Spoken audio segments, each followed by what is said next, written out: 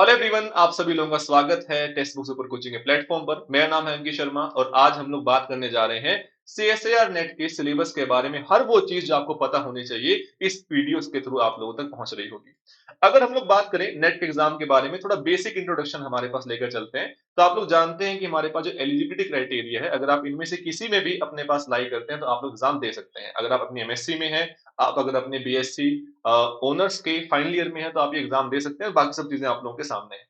इसके साथ साथ आप लोग यहाँ पर देख पाएंगे जो एज लिमिट है, अगर आप लोग जेआरएफ टारगेट लेकर चल रहे हैं तो आपकी जो मैक्सिमम एज लिमिट है जनरल कैंडिडेट के लिए वो 28 ईयर्स है। ठीक है, ये सारी बातें आप लोगों के सामने हैं, आप इसे बड़ी आसानी से देख सकते हैं, पढ़ सकते हैं, रोक के स्क्रीनशॉट ले सकते हैं।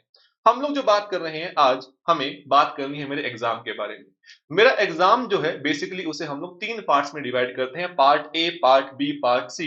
जिसमें पार्ट ए हमारा जनरल एप्टीट्यूड होता है, यानी कि जहां पर आपसे जनरल रीजनिंग के क्वेश्चंस, बेसिक मैथमेटिक्स के सवाल वहां पर पूछे जाते हैं, जिसमें कि 20 क्वेश्चन एग्जाम में आप लोगों से पूछे जा रहे होते हैं। पार्ट बी आप लोगों के पास होता है सिंगल आंसर टाइप क्वेश्चंस, यानी कि वहां पर ऐसे क्वेश्चंस जहां पर एक आंसर ठीक होता है ना, ए बी सी डी में से एक ऑप्शन ठीक आ रहा होगा। एंड पार्ट सी में आप लोगों के पास होते हैं एमएसक्यू टाइप के क्वेश्चन, जो कि 60 क्वेश्चंस होते हैं, जिसमें कि आप लोगों के जो आंसर है एक से ज्यादा ठीक हो सकते हैं। हो सकता है एक ऑप्शन आंसर आए, हो सकता है दो, हो सकता है तीन, हो सकता है चार ऑप्शन आंसर मेरे पास बन जाए। अब हमें देख के लगता है कि अच्छा, हमारे पास करीबन करीबन 120 क्वेश्चन एग्जाम में आते हैं, क्या सारे क्वेश्चन एग्जाम में करने हैं? नहीं। 3 घंटे का एग्जाम है आप लोगों के पास, आप लोगों को 120 क्वेश्चन नहीं करने होते। आप यहाँ पर देख पा रहे हो नंबर ऑफ क्वेश्चंस एक इंसान जो वहां पर अटेम्प्ट कर सकता है, मैक्सिमम स्टूडेंट, वो कितने हैं मेरे पास? पार्ट ए में से मैक्सिमम 15 क्वेश्चंस, जिसमें हर क्वेश्चन +2 मार्क्स का है और नेगेटिव मार्किंग यहाँ पर होती है -0.5। पार्ट बी में से मैक्सिमम 25 क्वेश्चंस, जिसमें हर क्वेश्चन 3 मार्क्स का है और -0.75 वहां पर होता है। पार्ट सी में से आप मैक्सिमम 20 क्वेश्चंस कर सकते हैं, जिसमें हर क्वेश्चन +4.75 मार्क्स का, और यहाँ पर कोई नेगेटिव मार्किंग नहीं होती है आप लोगों के पास। इसके साथ एक छोटी सी बात जो हमेशा बच्चे में डाउट रहता है, तो सर अगर मैंने 15 क्वेश्चन अटेम्प्ट कर दिए, बाय चांस में अगर 16 क्वेश्चन कराया पार्ट ए में से तो क्या होगा, 17 क्वेश्चन कराया तो क्या होगा? आपका जो एग्जाम है वो कंप्यूटर बेस्ड रहने वाला है, उसमें आप 15 से ज्यादा क्वेश्चन अटेम्प्ट कर ही नहीं सकते हैं, यानी कि उसकी चिंता आपको नहीं करनी है। जैसे ही 15 क्वेश्चन हो जाएंगे, वहां पर आप लोगों को एक वहां पर बेसिकली एक नोटिफिकेशन नजर आने लग जाए कि नहीं, आप अलग से क्वेश्चन नहीं लगा सकते हैं। इससे पहले आप अपने जो 15 क्वेश्चन उसमें से कुछ हटाइए, तभी आप नेक्स्ट क्वेश्चन को वहां पर अटेम्प्ट कर पा रहे होंगे, है ना।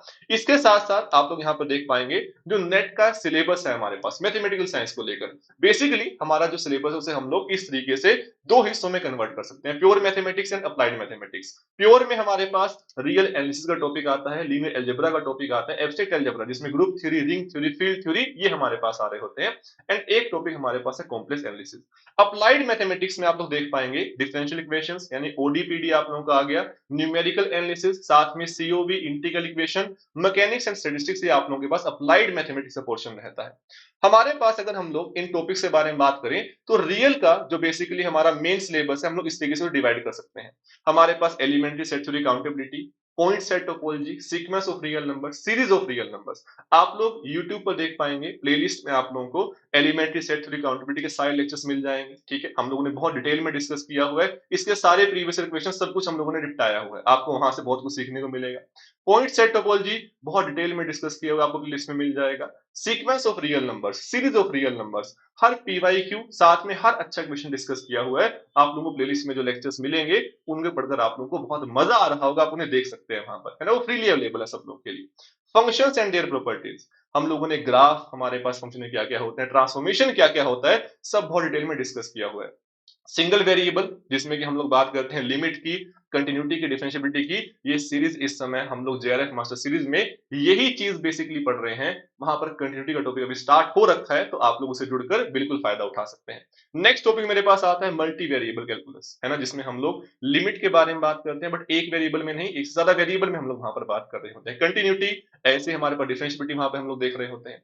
Then sequence and series of functions हमारे पास यहाँ पर आता है। और लास्ट टॉपिक यहाँ पे जो है रीमान इंटीग्रेशन हमारे पास, इसमें ही पावर सीरीज हमारे पास हम लोग ऐड कर लेते हैं सीक्वेंस सीरीज में। जो छोटे छोटे टॉपिक्स है वो हम लोग यहाँ पर इनमें इंक्लूड कर सकते हैं। मेजरली इन्हीं टॉपिक्स में हम लोग हमारा पूरा रियल डिवाइड कर सकते हैं।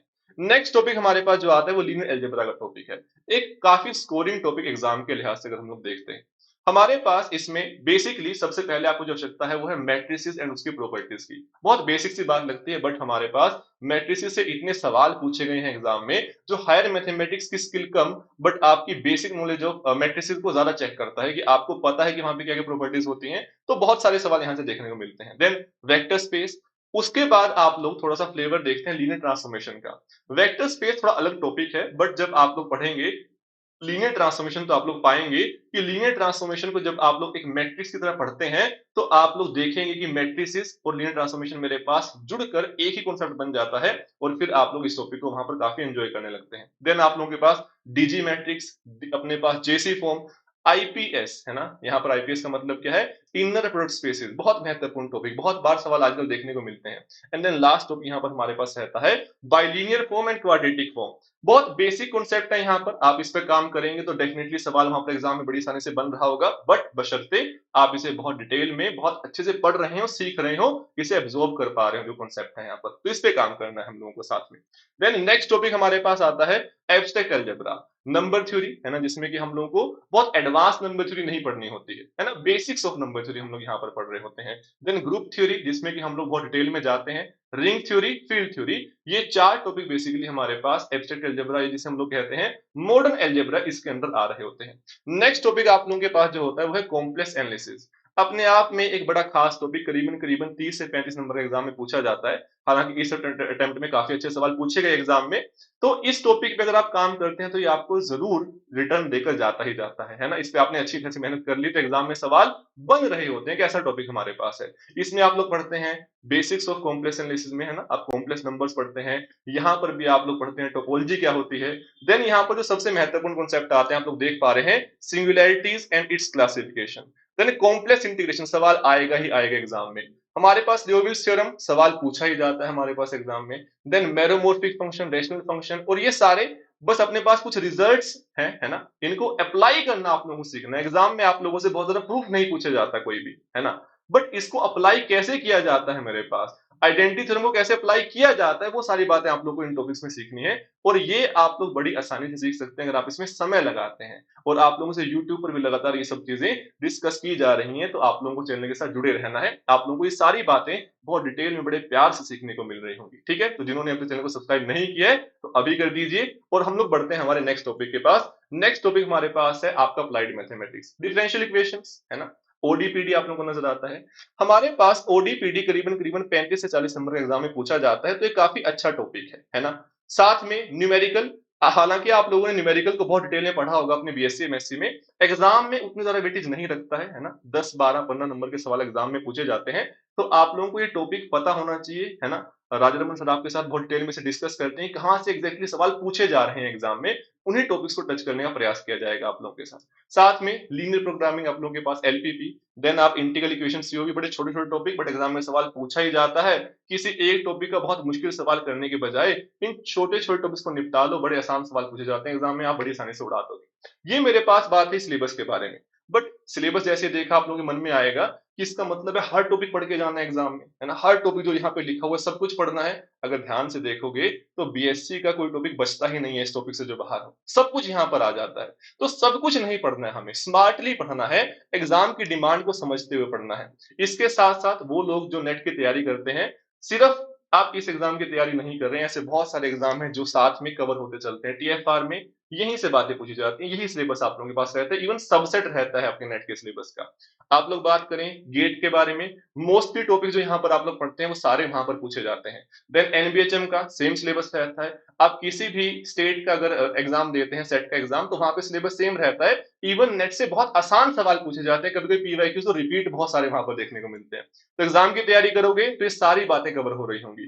देन कोई भी स्टेट पब्लिक सर्विस कमीशन का एग्जाम, एचपीएससी को हो, आरपीएससी को हो, सारे के सारे एग्जाम बेसिकली नेट के सिलेबस से ही चीजें की सारी ले रहे होते हैं। अगर आप इसकी तैयारी करते हैं तो आप बहुत सारे वहां पर कॉन्सेप्ट्स ऐसे सीखेंगे जो बहुत बेसिक लेवल पर पूछे जाते हैं आप लोग इन एग्जाम्स में। तो ये सब चीजें आप लोगों की वहां पर कवर हो रही होगी। और लास्ट में कोई भी पीएचडी एंट्रेंस एग्जाम अगर आप लोग देने जाते हैं तो आपका सिलेबस यही रहने वाला है वहां पर। इसके साथ साथ अगर हम लोग बात करते हैं कि हमारे पास जो हमारा एग्जाम है उसकी डिमांड क्या है हमसे, आप लोग देख पा रहे हैं, आप इसका स्क्रीनशॉट ले सकते हैं कि पिछले कुछ अटेम्प्ट्स में क्या कट ऑफ रही है। जैसे इस बार जो एग्जाम हुआ है जून 2023 में, आप लोग जानते हैं कि उसकी जो कट ऑफ रही है ना, वो क्या रही थी?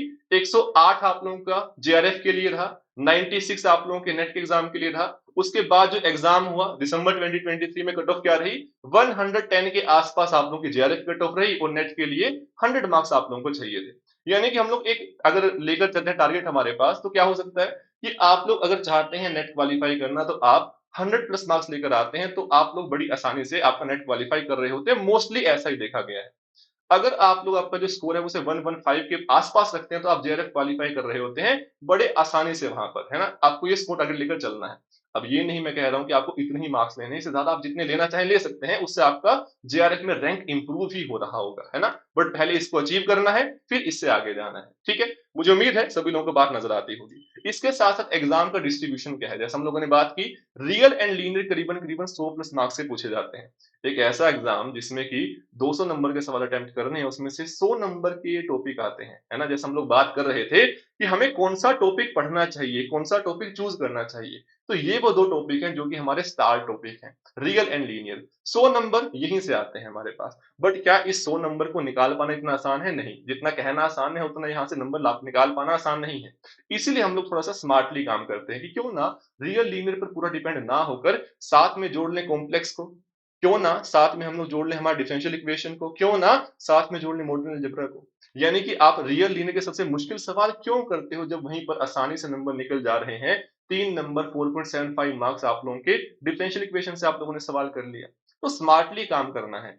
आप लोग इनमें से किन टॉपिक्स को चूज करें, क्या आपकी पसंद के बेस पे चूज करें? नहीं, मेरा सजेशन ये है कि आप एग्जाम की डिमांड को देखते हुए जितना स्कोर आप अचीव करना चाहते हो, उसको ध्यान में रखते हुए आपके टॉपिक सिलेक्ट करें कि मुझे इतने नंबर चाहिए एग्जाम में, मेरे ये टॉपिक पसंदीदा है, क्या उसे नंबर ही मिल रहे हैं? हाँ। यदि उसे मार्क्स नहीं मिल रहे हैं, मान लो किसी को टोपोलॉजी बहुत पसंद है बट एग्जाम में आ रहा है 12 नंबर का, 22 नंबर का, 25 नंबर का, एग्जाम क्वालिफाई नहीं करवा के देगा, है ना? सिर्फ टोपोलॉजी पसंद होने से काम नहीं चलेगा। बट यदि बाकी टॉपिक से टोपोलॉजी भी आता है, तो फिर वो सोने पे सुहागा है ना? फिर वो आपको कुछ बहुत ऐसे सवालों से बचा लेगा। मान लो जो कॉम्प्लेक्स का बहुत मुश्किल सवाल पूछ लिया गया, वहां से नहीं निकाले 3 नंबर, टोपोलॉजी के आसान से सवाल से निकाल लिए 3 नंबर। तो वहां पे स्मार्टली काम हम लोग करते हुए चलना है। इसके साथ बुक्स आप लोगों को कौन सी चाहिए, एक बहुत बड़ी लिस्ट है। आप लोगों की बहुत सारी पसंदीदा किताबें होंगी कि मुझे ये किताब पसंद है सर, मुझे ये किताब पसंद है। इनमें से कुछ ऐसे नाम जो कि मुझे लगता है कि मोस्टली लोगों के लिए बहुत बेनिफिशियल रहने वाले हैं। पहली किताब हमारे पास रियल के लिए आप लोग यूज कर सकते हैं, introduction to real analysis by Bartle. हालांकि किताबें बहुत सारी हैं, एसके मापा एक बहुत अच्छी किताब है, साथ में रूडिन एक बहुत अच्छी किताब है। बट मुझे लगता है कि अगर आप ये किताब पढ़ते हैं तो आपको बहुत कुछ सीखने को मिलेगा। एग्जाम के पॉइंट ऑफ व्यू से ये किताब एक काफी अच्छी किताब है। देन अगर हम लोग बात करते हैं हमारे लीनियर अलजेब्रा के लिए, बहुत सारी किताबें आती हैं, है ना? होफमैन एक बड़ी अच्छी किताब आती है, गिलबर्ट स्टैंग सर की एक बड़ी अच्छी किताब आती है। बट फ्रीडबर्ग अपने आप में काफी शानदार किताब है। आप इसके थ्योरेटिकल पार्ट को पढ़ें, साथ में इसके जो एक्सरसाइज है उन्हें सोल्व कीजिए। वो बहुत सारे शॉर्टकट आप लोगों को देके जा रही होती है, तो उस पर फोकस करना है सभी लोगों को। गैलियन अपने आप में शुरुआत करने के लिए बहुत अच्छी किताब है एब्स्ट्रैक्ट अलजेब्रा को लेकर, तो इसे आप लोग पढ़ना स्टार्ट कर सकते हैं आपकी मॉडर्न अलजेब्रा के लिए। अगर हम लोग बात करते हैं हमारे जो एक बड़ा अच्छा टॉपिक है जिसे हम लोग कहते हैं कॉम्प्लेक्स एनालिसिस, तो आप लोग देखेंगे पोन्नुसामी की एक बड़ी अच्छी किताब आती है सर की, इंट्रोडक्शन अपने पास, फाउंडेशन ऑफ कॉम्प्लेक्स एनालिसिस, बड़ी प्यारी किताब है ना? तो इसको आप लोग पढ़ सकते हैं, आप लोगों के बेसिक्स बहुत स्ट्रांग होंगे, बहुत सारी बातें सीखने को मिलेंगी। अप्लाइड में बहुत सारी अच्छी किताबें आती हैं, राजरमन सर आप लोगों के साथ बहुत सारे नाम ऐसे डिस्कस करेंगे, जैसे कि एमडी राय सिंघानिया डिफरेंशियल इक्वेशन के लिए बहुत अच्छी किताब है, एसएल रोस बड़ी अच्छी किताब है। तो ये सारी किताबें आप लोग फॉलो कर सकते हैं। यानी कि यदि आप लोग चाहते हैं एग्जाम क्वालिफाई करना, पहले एग्जाम की डिमांड को समझिए कि एग्जाम मुझसे क्या डिमांड रख रहा है। अगर वो डिमांड आप लोग पूरी कर पा रहे हैं, तो एग्जाम आप लोग डेफिनेटली क्वालिफाई कर रहे होंगे। बट उसके लिए आप लोगों को मेहनत करनी पड़ेगी, उसका कोई भी आप लोगों के पास दूसरा चारा नहीं है। ये किताबें आप लोगों के पास होंगी बट पढ़ोगे नहीं, तो आप लोगों को जो इसे सीखना है वो नहीं सीख पा रहे होंगे। तो उस पे काम करना है हम लोगों को, और साथ में हम लोग ये काम कर भी रहे हैं। जो लोग इस समय ये वीडियो देख रहे हैं, तो इन सब चीजों पर काम हम यहाँ पे साथ में मिलकर भी कर रहे हैं। यूट्यूब पर मैं आप लोगों से हमेशा मिलता हूँ, मंडे टू फ्राइडे 5 बजे हमारा सेशन होता है, जिसमें कि हम लोग अभी हमारे कुछ रियल के टॉपिक डिस्कस कर रहे हैं। उसके बाद मास्टर क्लास, वो भी फ्रीली अवेलेबल है सभी लोगों के लिए, ठीक है? तो उसको आप लोग ज्वाइन कर सकते हैं। जो लोग पेड बैचेज में एनरोल करना चाहते हैं, जो लोग इतनी चीजें अफोर्ड कर सकते हैं, वो ऑप्शन भी आप लोगों के लिए अवेलेबल है। आप लोगों को डिस्क्रिप्शन बॉक्स में सब लिंक मिल जाएंगे। आप जो बैचेस हैं उसमें एनरोल कर सकते हो, जिसमें कि आप लोगों को बहुत सारी बातें मिल रही होंगी। रिकॉर्डेड कोर्स आप लोगों को मिलेगा, टेस्ट सीरीज आप लोगों को मिल रही होगी, प्रैक्टिस क्वेश्चन आप लोगों को मिल रहे होंगे, बहुत सारी बातें वहां पर मिल रही होंगी, लाइव लेक्चर्स तो है ही साथ में वहां पर, है ना? तो वो सब चीजें वहां पर हो रही होंगी। जो लोग किसी भी कारण से जो भी फीस है उसे अगर अफोर्ड नहीं कर पा रहे हैं, तो यूट्यूब पर भी हम लोग निरंतर काम करते रहेंगे जैसे अभी तक किया है। आप लोग देख पाएंगे यूट्यूब पर प्लेलिस्ट में आपको बहुत सारी बातें देखने को मिल जाएंगी। एक बच्चा जो शुरुआत कर रहा है तैयारी की, या तैयारी थोड़ी शुरू कर चुका है अपने साइड से, सेल्फ स्टडी कर रहा है, तो उसे देखकर वहां पर चीजें डेफिनेटली एक बड़ा फर्क नजर आएगा अपनी तैयारी में, अगर आप वो लेक्चर्स बड़े अच्छे से देखते हो। बहुत डिटेल में बातें वहां पर डिस्कस की गई हैं।